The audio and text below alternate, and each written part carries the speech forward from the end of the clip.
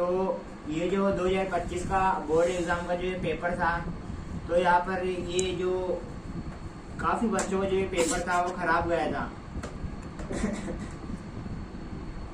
काफी बच्चों का ये पेपर जो है खराब गया था।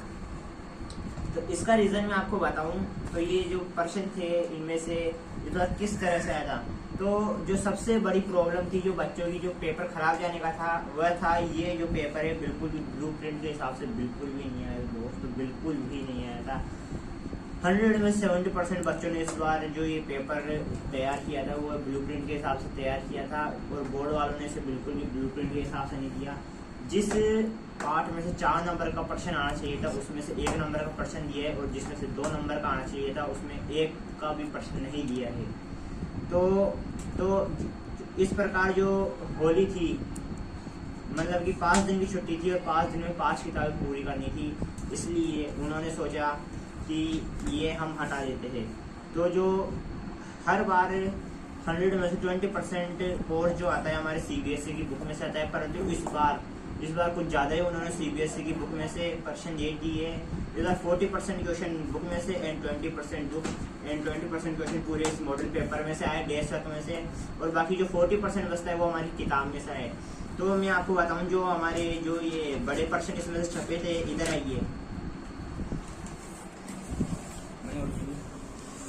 तो जो इस प्रकार से ये चित्र वाले प्रश्न थे, और ये इधर से ये आंकड़े वाले प्रश्न थे, ये ज्ञात करने वाले।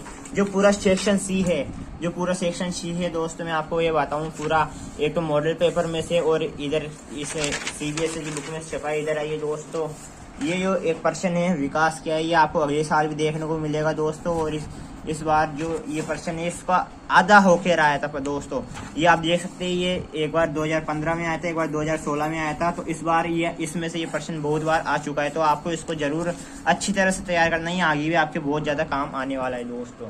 अब मैं आपको कुछ ऐसे एग्जाम के बारे में बता दूँ, तो ये आप पूरी बुक देख सकते हैं CBSE की और RBSE की, इसमें प्रश्न है। अब मैं आपको एक ऐसा मोस्ट प्रश्न बताता हूँ जो कि बहुत ही बार आ चुका है दोस्तों, और बहुत ही बार अब आगे भी बहुत बार आएगा। 2026 के लिए प्रश्न बहुत ही ज़्यादा मोस्ट है। हमारे पास एक प्रश्न है ब्रेटन वुड्स समझौता का क्या अर्थ है। ये प्रश्न बहुत ही बार अर्धवार्षिक में सबसे ज़्यादा बार पूछा जाता है दोस्तों। जो 10वीं की है उसमें अर्धवार्षिक में सबसे ज़्यादा बार ये प्रश्न बहुत ही ज़्यादा बार पूछा जाता है दोस्तों।